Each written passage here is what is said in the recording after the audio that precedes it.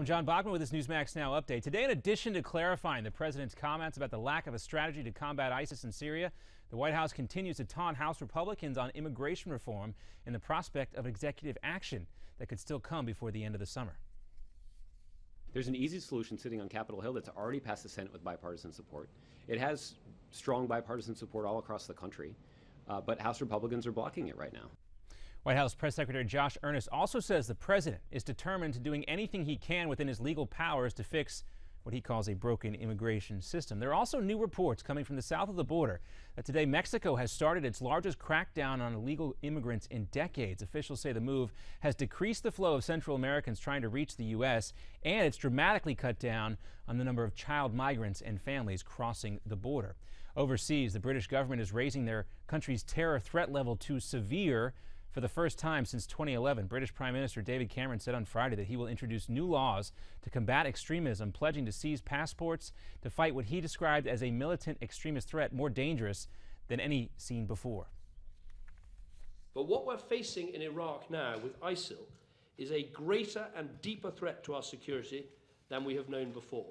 We are facing a terrorist organization not being hosted in a country, but actually seeking to establish and then violently expand its own terrorist state.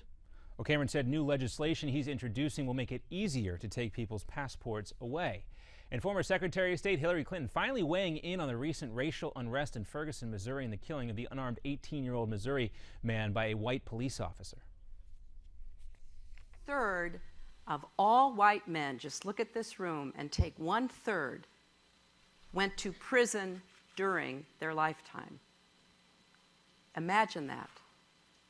That is the reality in the lives of so many of our fellow Americans and so many of the communities in which they live.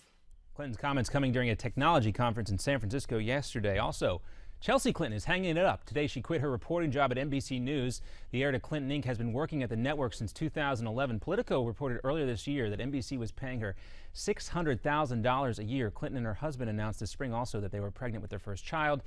She has taken on a larger role as well at the family nonprofit, the Clinton Global Initiative. And also today, NASCAR driver Tony Stewart returns to the racetrack in Atlanta. Stewart speaking today. He sat out 3 races following a deadly accident on a dirt track in upstate New York early this month. Stewart's car hit Kevin Ward Jr. and killed him moments before Ward got out of his car, moments after he got out of his car and walked onto the track to try and confront Stewart there. This will be Stewart's first race in almost 3 weeks. I'm John Bachman. That's your Newsmax Now update.